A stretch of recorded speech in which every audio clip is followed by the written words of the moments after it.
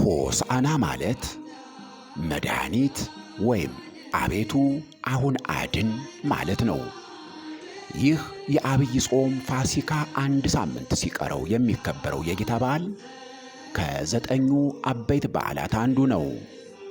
በሰሞነ ሕማማት ጸሎተ ፍትሐት፣ ጸሎተ አስተርዮ ስለማይፈጸም ጸሎተ ፍትሐትና አስተርዮ የሚደረገው በዚህ ዕለት ነው። አምላካችን ኢየሱስ ክርስቶስ አልዓዛርን ከሞት ባስነሳበት የቢታንያ መንደር በተገኘ ጊዜ የአይሁድን ፋሲካ ለማክበር ከየሀገሩ መጥተው የነበሩ ሰዎች ጌታችንንም ከሞት ያስነሳውን አልዓዛርንም ለማየት ተሰብስበው ነበርም። ተአምራቱን እያደነቁ ብዙዎችም አምነውበት ነበርም። ጌታችን ከቢታንያ ወደ ኢየሩሳሌም እስኪደርስ ብዙዎች በምስጋና አጅበውታል። ዮሐንስ ምዕራፍ 12 ቁጥር 12። የዘንባባ ዝንጣፊ ይዘው ሆሳዕና በጌታ ስም የሚመጣ የእስራኤል ንጉሥ የተባረከ ነው እያሉ እያመሰገኑት ወደ ቤተፋጌ መንደር ደረሱ። ለመሆኑ ጌታችን ወደ ኢየሩሳሌም ሲገባ ዘንባባ የመነጠፉ ምስጢር ምንድን ነው? እንመለከተዋለን። አብራችሁን ቆዩ። እንኳን ለሆሳዕና በዓል በሰላም አደረሳችሁ። የመጀመሪያው ዘንባባ ይስሐቅ በተወለደ ጊዜ ደስ ብሎት አብርሃምም ዘንባባ ይዞ እግዚአብሔርን አመስግኗል። ሁለተኛ ዘንባባ ደርቆ እንደገና ሕይወትን ይዘራል። የደረቀ የምታለመልም አምላክ አንተ ነህ ሲሉ ዘንባባ ይዘው ተቀብለውታል፣ አመስግነውታል። በሦስተኛ ደረጃ ዘንባባ የሰላም ምልክት ነው። የሰላም አምላክ አንተ ነህ ሲሉ ዘንባባ ይዘው እያመሰገኑ ተቀብለውታል። አራተኛ ዘንባባ የደስታ መገለጫ ነው።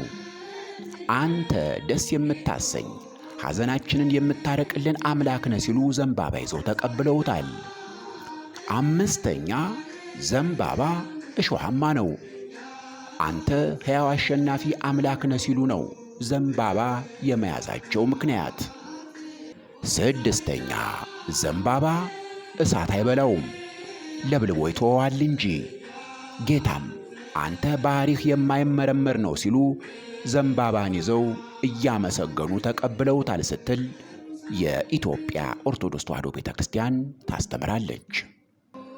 ትንሹም ትልቁም ሆሳዕና ለዳዊት ልጅ ሆሳዕና በአርያም እያሉ ያመሰግኑት ነበርም። ዘንባባ ይዘው ልብሳቸውንና የዛፍ ቅጠሎችን በመንገዱ ላይ ያነጥፉ ነበርም። ልብሳቸውን ማንጠፋቸውም ለክብሩ መገለጫ ነው። እንዲህ ባለ ክብርና ምስጋና ወደ ኢየሩሳሌም ሲገባ ከተማዋ በዝማሬና በአመስጋኞች ጩኸት ተናወጠች። ይህ ያበሳጫቸው ፈሪሳውያንና አይሁድ የሚያመሰግኑትን ሰዎች ዝም እንዲያሰኝላቸው ጌታችንን ቢጠይቁትም እነዚህ ዝም ቢሉ ድንጋዮች ያመሰግኑኛል ብሎ መልሶላቸዋል።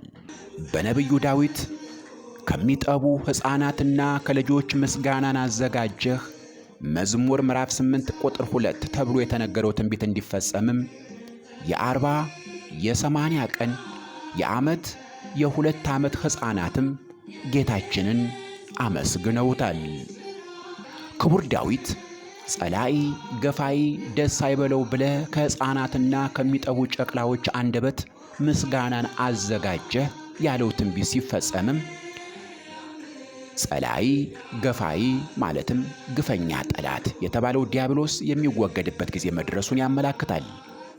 ዲያብሎስ የሰውን ልብ ዙፋን፣ ሰውነቱን ድንኳን፣ ኃጢአትን ደግሞ አጥር አድርጎ 5500 ዘመን ቢኖርም አምላካችን ኢየሱስ ክርስቶስ በመስቀል እሱን ከሰዎች ልቦና የሚያስወግድበት ቀን ቀርቦ እንደነበርም እናስተውላለን። አዋቂዎችም ሕፃናትም ሆሳዕና በአርያም እያሉ ማመስገናቸው መድኃኒት መባል ላንተ ይገባሃል ማለታቸው ነው። በበዓለ ሆሳዕና ጉዳይ ከሚነሳው የአህያዋና የውርንጫዋ ነገር ነው። ጌታችን ኪሩቤል በሚሸከሙት ዙፋን የሚቀመጥ አምላክ ሆኖ ሳለ ትሑት ሆኖ በአህያ ላይ ተቀመጠ። አህያዋን ከነውርንጫዋ ፈታችሁ አምጡልኝ ማለቱ የሰውን ልጅ ከኃጢአት እስራት ለመፍታት የመጣ አምላክ መሆኑን ያመላክታል ስትል ቤተ ክርስቲያን ታስተምራለች። ደቀ መዛሙርቱም አህዮችን ፈተው ማምጣታቸው ሥልጣነ ክህነታቸውን ያመላክታል።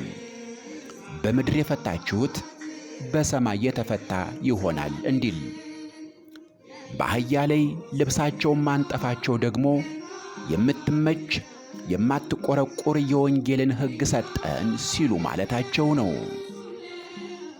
በአህያ የተቀመጠ ሰው በፈረስ እንደተቀመጠ ሰው ፈጥኖ አያመልጥም። ጌታችን ኢየሱስ ክርስቶስም ከፈለጉኝ አያጡኝም ሲል በአህያ ላይ እንደተቀመጠ ቤተ ክርስቲያን ታስተምራለች። ከግለሰብ ደጅ የተፈታችን አህያ ጌታዋ ይፈልጋታል ብሎ ያስፈታት በፈጣሪነቱ ወይም ስለፈጠራት ገንዘቡ ስለሆነች ነው። አህያን ያልናቀ አምላክ እኛንም ከኃጢአት ርቀን ብንፈልገው ማደሪያዎቹ ሊያደርገን ፈቃዱ ነው።